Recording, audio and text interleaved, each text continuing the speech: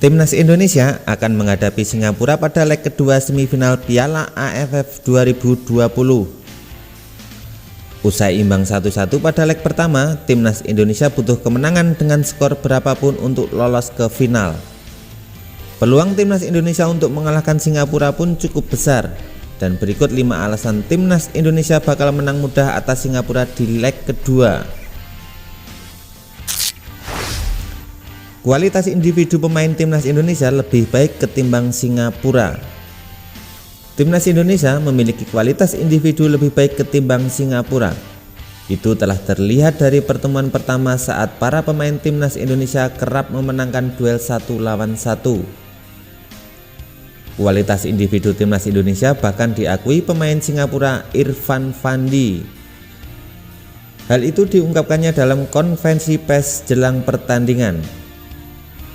Tim kami mungkin tidak memiliki banyak individu yang berbakat secara teknis seperti Indonesia, kata Fandi dalam konferensi pers Jumat 24 Desember 2021. Timnas Indonesia paling tajam di Piala AFF 2020.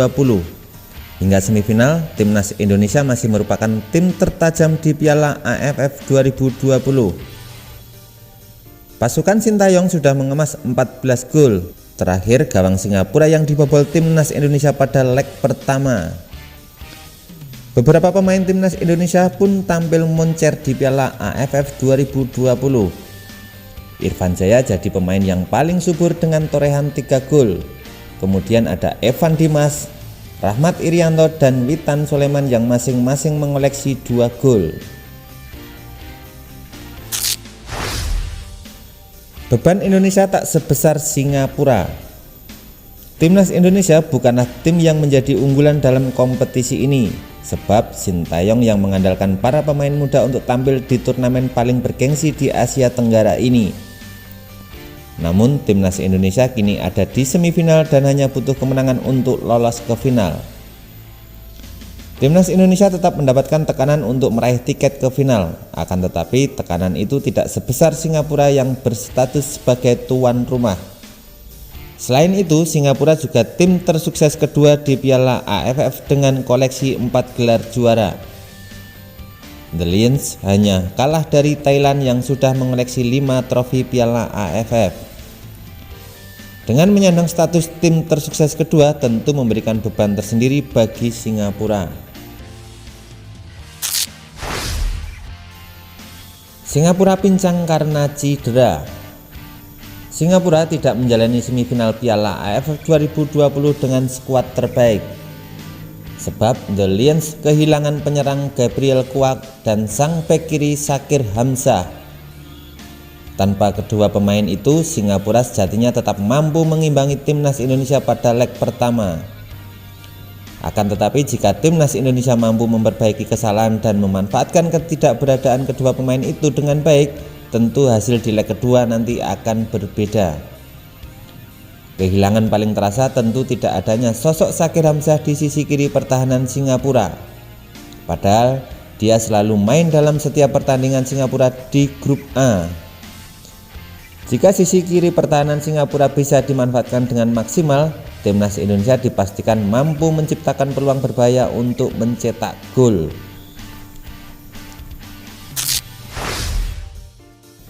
Taktik Sintayong yang susah ditebak.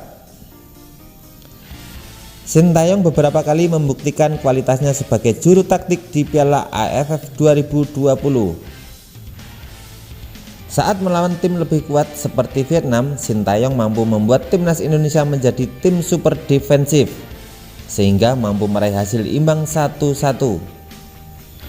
Hal itu mungkin tidak disukai beberapa pihak, akan tetapi poin menjadi lebih penting daripada permainan cantik dalam turnamen Piala AFF.